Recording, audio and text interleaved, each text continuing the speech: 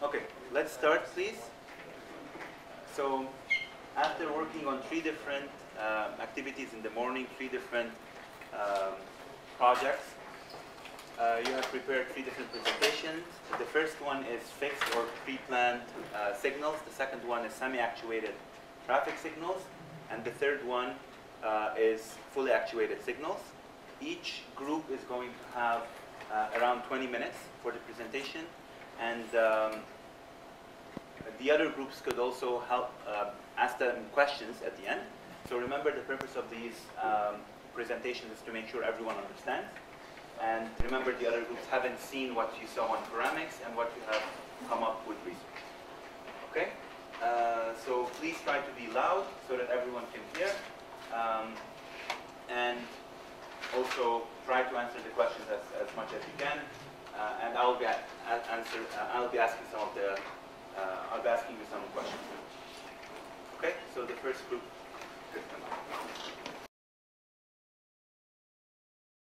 Hi, my name is Amin. I'm Khadija. Marwan. I'm Justin. Khadija. And we are here to tell you about fixed and pre-planned signals.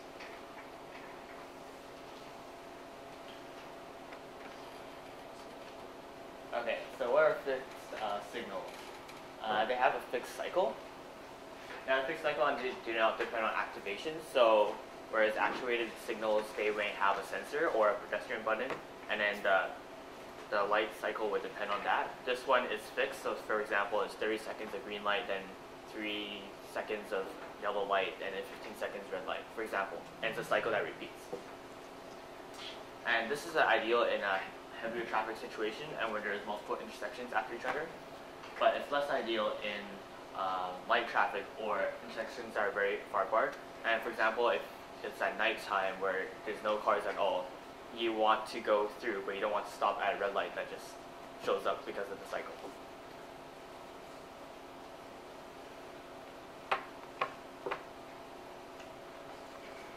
So we found out that all 4 intersections share the same time plan. First one, second one, third one has the same time plan. So when this green, these are all green. That shows the time phases for each phases. So, for example, this one would be phase 1, which is that one. That one would be say 2, that one 3, that one 4. And the green line marks the time it has when the light is green in the traffic light. So let me just check. Rahul, did you hear? Did you hear what happened? So what is happening with the 3 lights?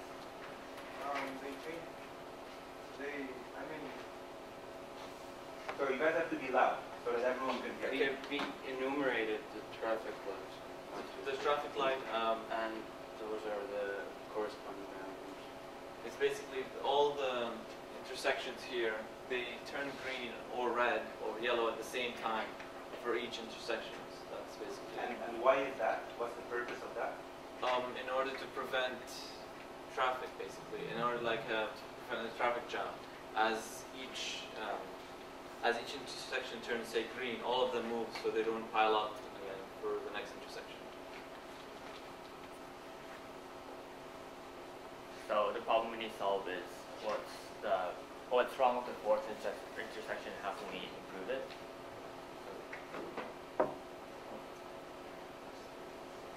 The first intersection turns to red west, or the first will be released from the 3rd intersection, which is number 4. So the reason this happens is because the 1st, 2nd, and 3rd intersection, they turn green at the same time. There's no problem with that, however, because they are at a short distance apart. So let's say you're standing first in line at the 1st intersection. If your light turns green, you're going to get to pass the 2nd intersection and stop at the 3rd. However, if you're at the 3rd intersection and using fixed lights without a different pattern, let's say, they're all follow the same pattern, you'll stop at the 4th intersection just simply because the time to get there is too great and you're following the exact same cycle. So that's the problem that needs to get solved. And Yeah, it bottlenecks high volume of vehicles. Solution here. Next slide. Oh yeah. It's the same previous image that you saw the blue rectangle that's where they model. So the solution for this, when the cars at the third intersection start to approach the fourth, the traffic signals at the fourth intersection turn green. What this means is that you have to offset the cycle. The first, second, and third all turn green together. Once the cars leave the third and start approaching the fourth, let's say about halfway or 3/4 of the way, that's when you want your fourth intersection to go green, not with the same, not with the other intersections. That way, while they're approaching, it's still red, so that once they're in position to start crossing, they get that 15 or 20 seconds of green light to benefit them. That's going to help prevent jams and bottlenecks. Are there any questions so far? You can ask questions to the audience to make sure that they're going to choose anyone. You're the teacher now. I think they all understand.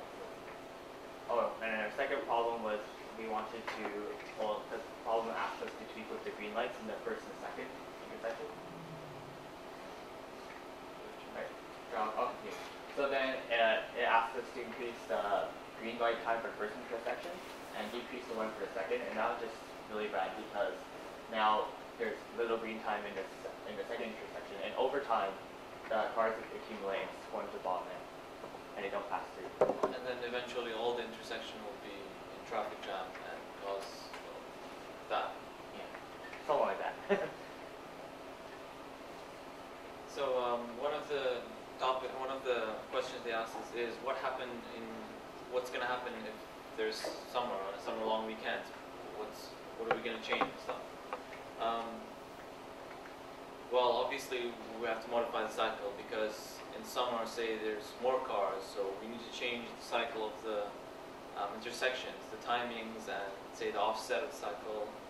So in the summer, what we did is we increased the demand, and what we found is that we started getting jams here, here, and there. So that means that all the intersections were blocked, and no one was able to get into the next one, and it was a really slow process.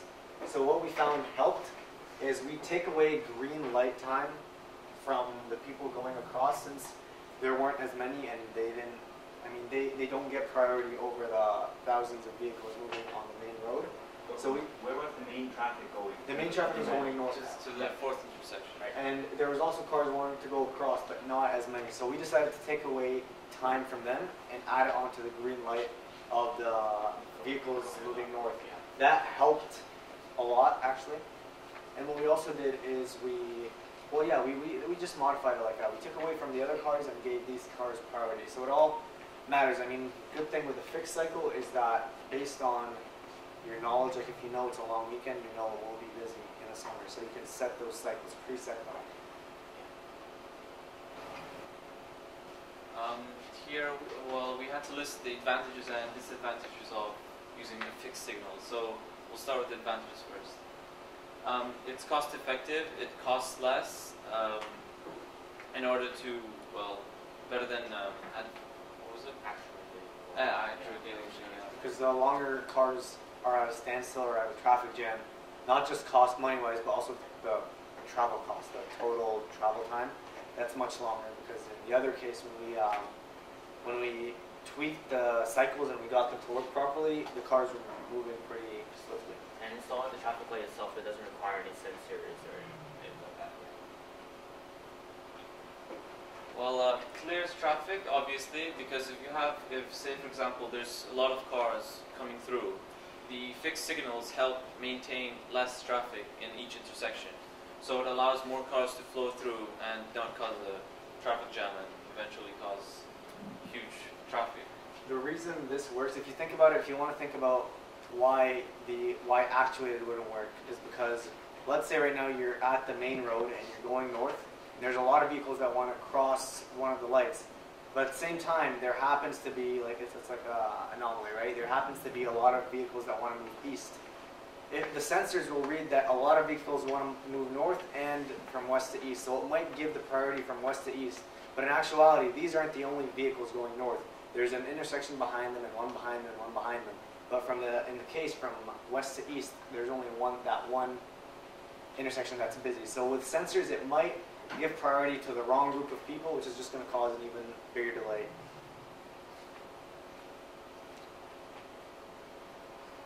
And that ties in with our previous point. Yeah, maximize it. So these are the disadvantages now. Yeah. So Yeah, that's, go ahead. Yeah. It's inefficient with light traffic, so if you have very little amount of vehicles coming through and it's fixed signals, like there's a certain time for a green light and red light, the cars might, well, stop there and, like for example from the east to west in the intersections, there's no cars there waiting and there's a red light for the cars going north, so technically it just wastes time and it's not efficient for light traffic. So yeah, that's the presentation. Thank you. So, first of all, do you have, let's start with you guys. Why don't you ask them to make sure they understood the different parts? That's what we need to do as teachers in the future. Take anyone. Let's start from here. Okay. So this group here can answer it together. What's the difference between a fixed traffic signal compared to an actuated? They're doing that. But they talk about something specific about Specific the presentation to see if they were listening. I got a question. Why is, in our case where we showed you the high traffic on long weekend, why is fixed better than actuated in that case? Because you know that on the weekends that one road will be like more used because of the people who want to go to that, I don't know, specific place, and because you know that, you want to change the time of the lights to allow them to. Yeah, exactly. When you know there's going to be a large group of people heading somewhere, you give them some priority over the others so that they don't flood the entire system. What about a question for this group? What was the problem with the fourth intersection? That it had another cycle.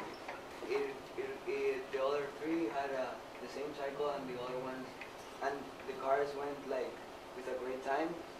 They had a green light, and because there was a great time to get to the fourth intersection, they got a red. Yeah, that's part of what you said is right. They all had the same cycle, so the fourth went green with all the others, but because there's so much room in the middle, the cars had no way of getting to the fourth intersection in time to cross. So yeah, you're partly right. So what did they have to do to solve that problem for the fourth intersection? Yeah, to change the cycle a bit so Yeah. that when Push the fourth cycle a bit forward. Yeah, exactly. So that when the cars approach the fork, it turns green. Exactly. Perfect. Okay. Do you guys have questions? Okay, so let me ask you a question regarding coordination between the different cycles. What would you need to do? You heard a bit about how loop detectors work, what type of data do you get.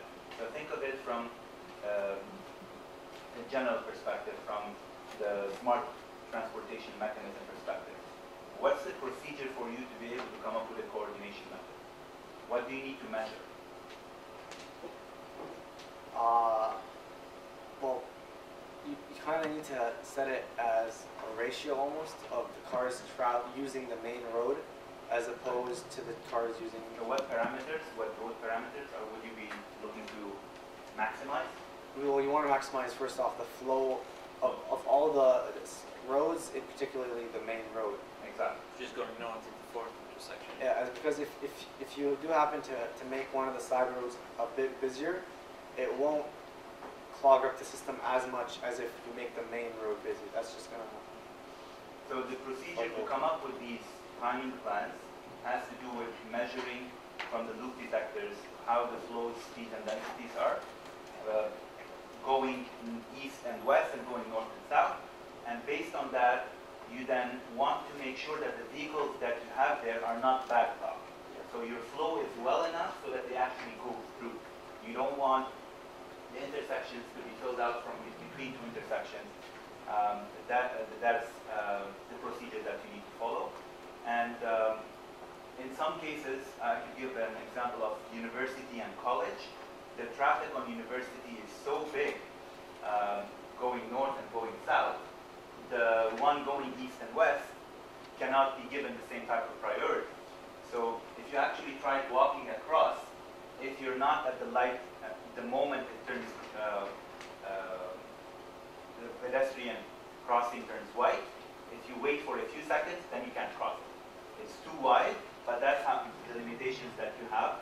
Because the east and west car flow is not as much as the north and south, they have to do it in a way where you either are there and you can cross, or else you have to wait for the full cycle to go through so that you can cross. Okay, are there any other questions?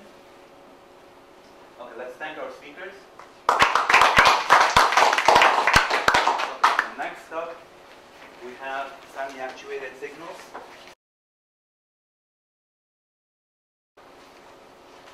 Okay, so vehicle actuated controlled by all of us. Okay, so this is not actually directly related to vehicle actuated control, but in our model, there's a useless pair of traffic lights which you circled, and we found that the vehicle is coming down, that pair of traffic lights would often be red, while the traffic coming down was green, so you'd have a huge lineup, so we turned those traffic lights. And we also noticed that horizontally across at that intersection, because they'd all pile up from those traffic lights, cars would end up crashing into the ones piling up. It just drives straight through. It was completely useless and pointless, so we ended up changing it to make it green. So this is just a few observations that we made based on what we had. And yes, what Jeremy meant was that because of this stoplight, all the cars would pile in. However, the cars going north would not be affected. Okay, could you just say what your activity is about? Oh, it's a vehicle actuated, so fully actuated system. So one's completely, we'll define it later. So yeah, this is just our thing. There are multiple sensors. There's one there, there's one there. There's actually another intersection right off with several sensors. So there's a bunch of traffic lights with lots of sensors around them. And the one further back is to see vehicles approaching. And that one right there is right in front of the traffic light to see if there's a vehicle waiting. And so this is a fully actuated system. No, that one's incoming traffic over there. They're both for incoming traffic.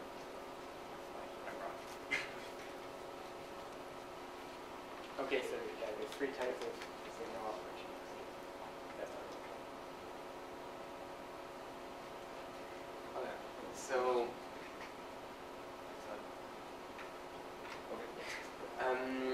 there's the fully actuated system, which is completely the opposite of pre-time. And so the system contains sensors in the road, and that enables to detect the presence of vehicles. And so the system will decide on the most efficient way to change the lights, depending on how many vehicles are back. So the sensor could be both just in front of the light and maybe 50 meters back. And they use, as Leon and Group mentioned, inductive loops and video image as sensors to detect the cars.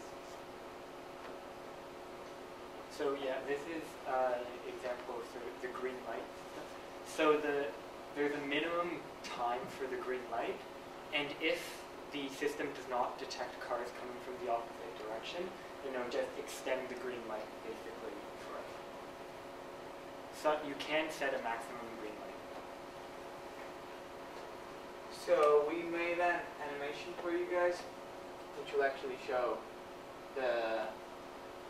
our lights and stuff. So this car actually comes from passes continues to go, and these are actually the detectors that lead controls, and actually see if a car comes or not, coming or not, and if it doesn't, they will continue to go, and the light will flash. I don't know why they're turning red. And yeah, it basically explains the light system. Okay, so this is a table of how the average delay on the materials. So you can see that fully actuated have quite low delay compared to others.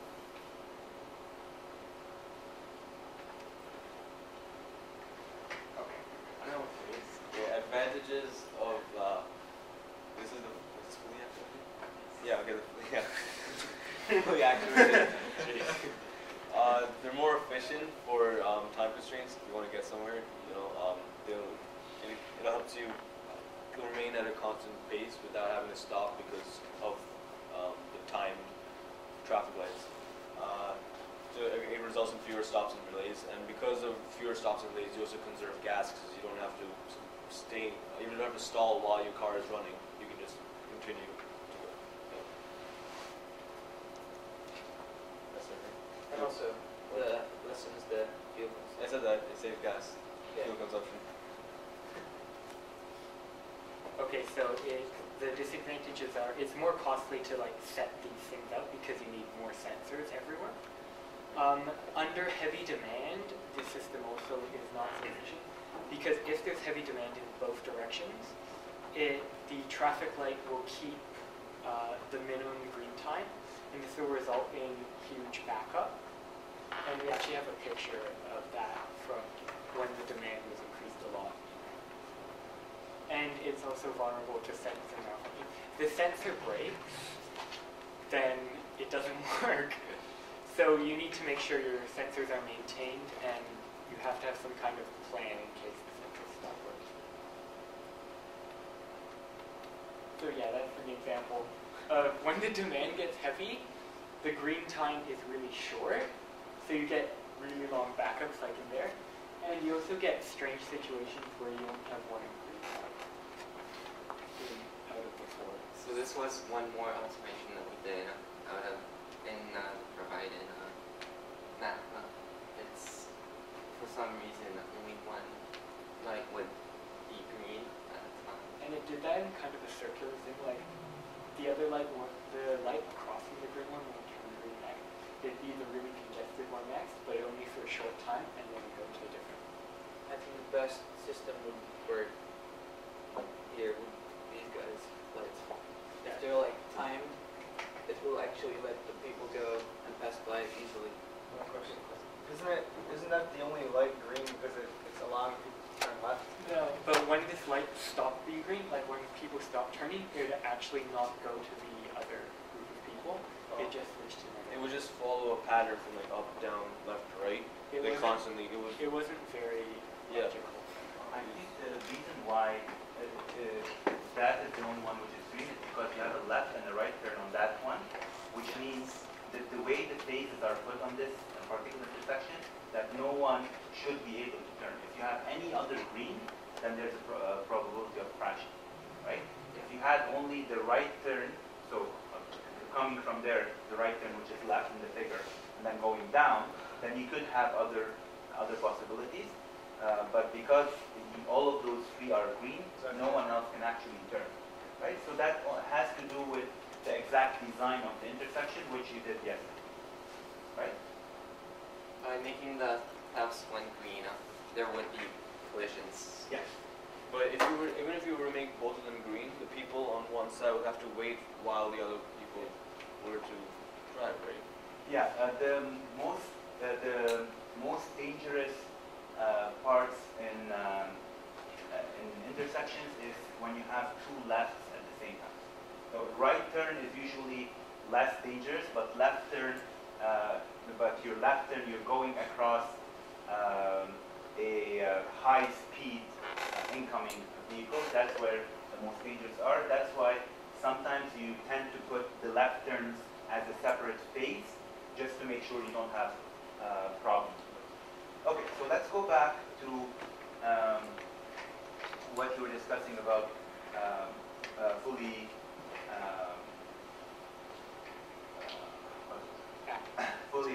actuated signal intersection. What are the challenges in terms of the hardware that you need to install? If you can explain to us why this would be expensive or something like that. Well, you need quite a lot of sensors. You need incoming sensors, and you also need ones to sense if they're awaiting vehicles. Yeah. So that's at least 2 per direction. So you have like at least 8 per intersection, right? And a lot of the sensors would have to be underground, so you have to like dig holes into the intersection, which costs more money. And it's not like pre-timed, in which you have, for example, 20 seconds countback. It's it actually has to see what the other lights are like before turning green or red. And you need a computer somewhere to work out which. Okay, so do you have any questions regarding these fully actuated signals? Do you want to ask particular questions to make sure everyone understood? That group maybe there?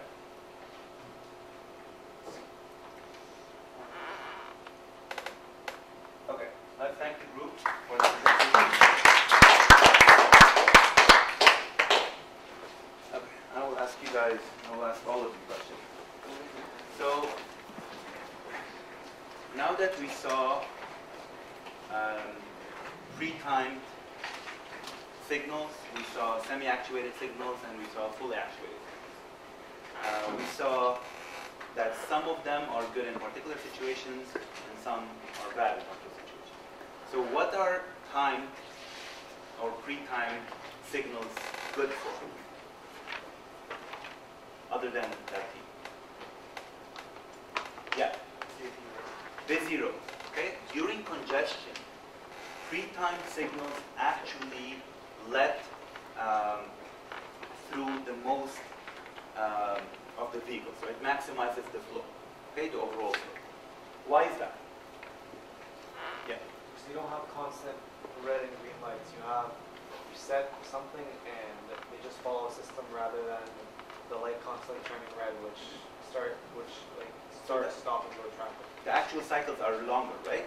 The actual green lights are longer, making sure that the vehicles do not backlock and they go through. Well, the other way of looking at it is, how do you come up with pre-timed signals? You go for the worst case. The worst case is the congestion. You measure for the congested state. You measure the exact flows there, and you program your signals based on a congested state. That's why they work best for a congested state. So if you look at it from the actual cycles, it promotes the busiest direction, you could say, to make sure that the busiest direction has higher priority. What about semi-actuated signals? What does it give priority to? It gives priority to particular types of vehicles that could be, for example, transportation or transit vehicles, because they are transporting the most number of passengers. The most number of people are going across the transportation system, which is the goal of the transportation system. Yeah. I don't know about all emergency vehicles, but I know that fire trucks, for example, because it takes a while for them to re-accelerate. Yeah. Don't they have a sensor that automatically turns the light green for them? They do, depending on where you are. A lot of the signals. So with transit vehicles, it's automated. With some of the emergency vehicles, they might have the same technology, or they might have to basically press something similar to what you press to come out of a underground parking. With a police car, you're able to stop, check, and go right away, but with a fire truck, you can't really do that. Yeah. So that you have devices that you could communicate with these wirelessly in order to try to change it to green so that they could go through. So you click and then it changes and then it can't. That's the thing. You have to realize that it can't change right away. It always has to go to yellow and then red for the other intersection, for the other direction. Then it will be green for you. Oh, so there's like a 5-second delay. Yes, at least. Depending on how long the intersection is, what's the width of the intersection, that's when, that is what decides what the yellow light is for. So the number of seconds a yellow light or an amber light lasts for is the number of seconds it would take a human being to cross the intersection by moving 1 meter per second. Okay? So again, if you go to the college and university one and you measure it, if you're walking slower than 1 meter per second, you're stuck. You have to, there's a stop in the middle, so you can actually stop there and wait for the whole cycle and then go through. So actually, there are people who can't walk that as fast as 1 meter per second, and they go half of it, they stop, and then they wait for the other cycle, and then they go. That's how yellow lights are programmed. So now let's talk about the fully actuated ones. What are the fully actuated ones exactly good for? When are they? Not waste time. Not to waste time, but in what situations? When there's no traffic. When it's least congested, right? So when we're talking about Sunday afternoon, when we're talking about late at night, every night, so there,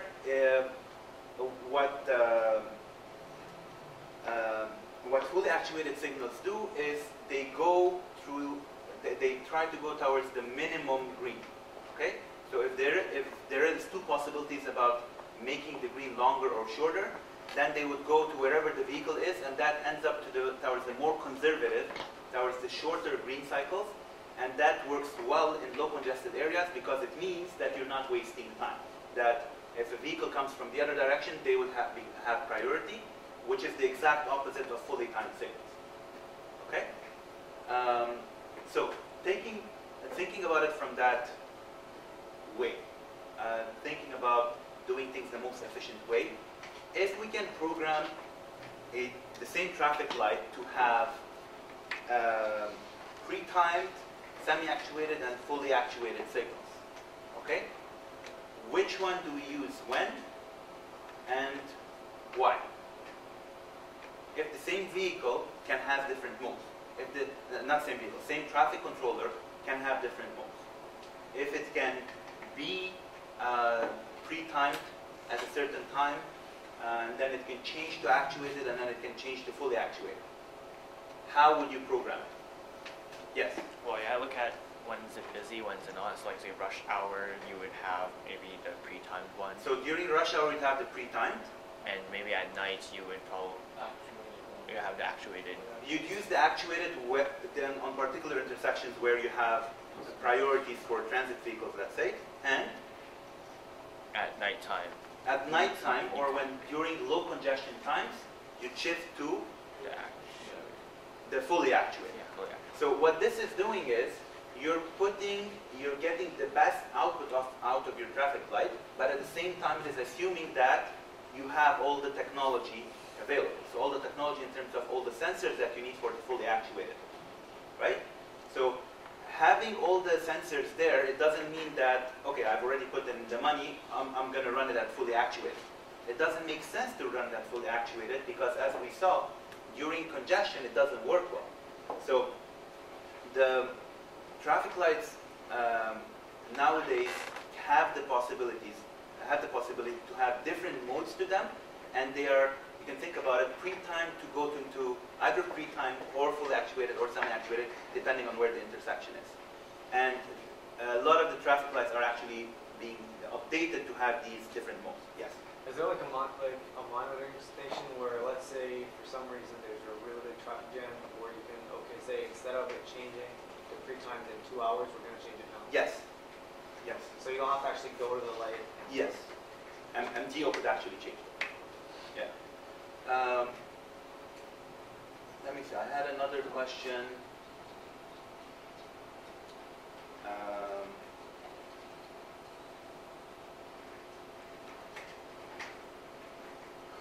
Okay. When I remember it, I'll tell you. Your question made you forget that. Okay.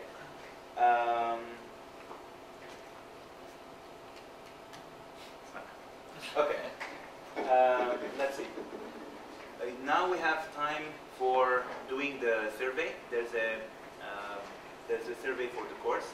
that I want to, the TBOS needs to do. It's going to take around 15-20 minutes. Okay, and then I'll wrap up the course. And if you have any questions, you can ask. Okay. Hopefully, you now understand what cloud computing is. You did a few experiments on cloud computing using the Amazon cloud. What is the smart thing in smart infrastructure? What makes infrastructure smart? In general, efficient. What do you start with? Sensors, right? Sensors, data. What happens with the data? Analyze. It gets You send them, so you need a communication system, and then you analyze it. And what are you trying to? You're trying to come up with a decision which would Optimize performance. Which would optimize performance, right? And then when you come up with that decision, what do you do with it? You implement it. So you have to send it back to the devices that are actually going to implement it. You learned about smart grids and heard about it from our guest presenter, Nadim Abji. You learned about game theory, learned about smart transportation, and you experimented with smart transportation on ceramics. You solved problems with smart transportation problems today, and you presented your work to distinguished researchers. My supervisor was supposed to come today, but he's in Korea at a conference, so he couldn't make it. But you presented to Nadim. That's hopefully you were a bit surprised. I guess you were a bit surprised with Bray's paradox when you realized that actually adding a highway would increase travel time rather than reduce travel time. That's where your intuition fooled you. You understood your role in society and how being a part of a game that you're playing might actually contribute everyone if you're acting rationally. And you also understood how to think like an engineer, solve like an engineer, and be creative and think outside of the box in finding solutions to different problems, which included finding a way to crash the vehicle. And you got a flavor of various topics in ECE and also transportation and intelligent transportation systems. And I guess you also made friends. I heard different people who didn't know Korean speaking Korean and different people who didn't know Spanish speaking Spanish. So please keep those contacts and communicate there together. Any questions to me about the course? Okay, any questions to me about, you were asking questions earlier. What do you think the best type of engineering is? What do I think the best type of engineering is? I have to admit I have to be a bit biased in that because I am a computer and communications engineer. What I would actually say is not to do communications engineering because funding is limited with things like that now, and communications companies are not doing well. But what I would say is to do computer engineering because the way I see it, it is in between all the different fields such as mechanical engineering, biomedical engineering, civil engineering, and all other things. And as you can see, I'm a computer engineer, and I'm doing work in intelligent transportation systems because after knowing the basics, a couple of courses I can pick up, and I have all the tools necessary in order to do work in those things. That being said, everyone has different interests. So yes. Your degree was in EC, right? My undergrad was in the EC department. It was a specialized degree in computer and communications So engineering. when did you learn this traffic stuff? A year ago. And the best way, as I said, the best way to learn something is to teach it. That's why I taught it. I taught you guys this. The material for smart transportation, I didn't know it a year ago. I want you guys to be proud of yourselves because what you did yesterday was very advanced.